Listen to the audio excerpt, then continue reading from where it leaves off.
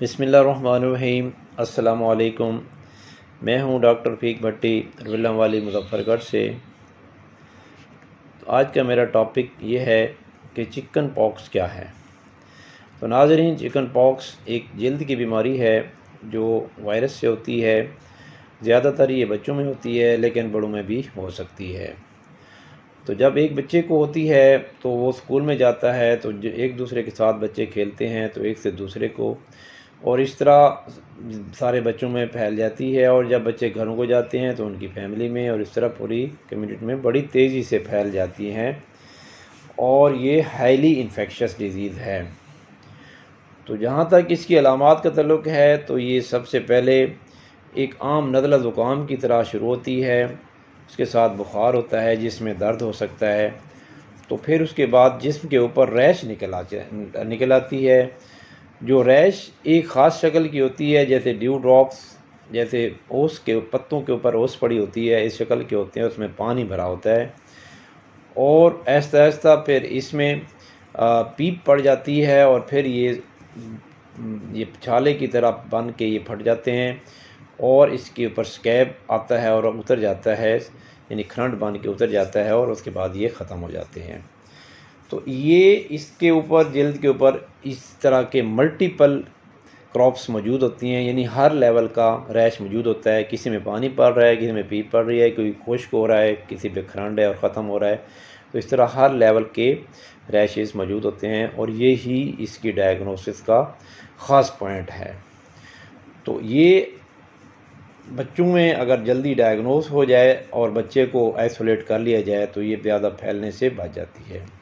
جہاں تک پھیلنے کا تعلق ہے تو یہ بچوں میں عام طور پر ڈراپلٹ انفیکشن، یعنی چھینکیں اور کھانسنے سے ان کی جراثیم فضا میں جاتے ہیں، جب دوسرے بچے اس کو سانس لیتے ہیں تو ان میں یہ پھیل جاتی ہے، اور متاثرہ بچوں کے کپڑے اور برتن استعمال کرنے سے یا اس کے ریش کے ساتھ ٹچ کرنے سے دوسرے بچوں کو بھی ہو سکتی ہے۔ تو ناظرین، جہاں تک اس کا علاج کا تعلق ہے تو علاج اس کا سمپٹومیٹک اور سپورٹیو ہے، اس کا اسپیسیفک ٹریٹمنٹ نہیں ہے۔ تو اس میں اگر وہ ریشز میں خارش ہوتی ہے اور درد ہوتی ہے، بخار ہوتا ہے، تو بخار کے لیے اور درد کے لیے پیراسیٹامول، اور خارش کے لیے اینٹی ہسٹامین، اور کوئی اس کے اوپر لوشن لگائے جاتے ہیں۔ تو یہ بہت جلدی اس کے اپنا وائرس چونکہ ہے یہ سیلف لمیٹنگ ہے، اپنا پیریڈ پورا کر کے یہ ختم ہو جاتی ہے۔ تو عام طور پر اس کا انفیکٹیوٹی پیریڈ، یعنی کہ کب یہ دوسرے بچوں میں ہو سکتی ہے، تو جب یہ ریش نکلتی ہے اسے 4 دن پہلے سے، یعنی ابھی فلو کی شکل میں ہی ہوتا ہے، تو یہ دوسرے بچوں میں انفیکشن پھیلنا شروع ہو جاتی ہے، اور جب یہ ریشز نکل آتے ہیں اور خشک ہو جاتے ہیں اس کے 5 دن تک یہ انفیکشن پھیلتی رہتی ہے۔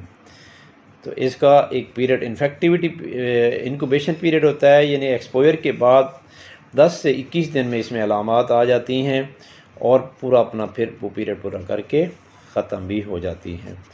تو اگر اس کو ارلی ڈائگنوز کر لیا جائے اور اس کو آئسولیٹ بچوں کو کر دیا جائے، ماسک کا استعمال کیا جائے، تو یہ زیادہ خطرناک نہیں ہے، عام طور پر اپنا پیریڈ پورا کر کے ختم ہو جاتی ہے۔ لیکن امیونو کمپرومائزڈ بچے یا بڑے جو جیسے شوگر کے مریض ہیں یا گردے کے مریض ہیں یا کینسر کے مریض ہیں، اگر ان میں یہ ہو جائے تو یہ پھر زیادہ پیریڈ بھی چل سکتی ہے، اور یہ خطرناک بھی ہو سکتی ہے۔ اس میں نمونیا ہو جاتا ہے یا میننجائٹس، یعنی دماغ کی جھلی کی ورم، اور اس طرح کمپلیکیٹ ہو کے اس کی ڈیتھ بھی ہو سکتی ہے۔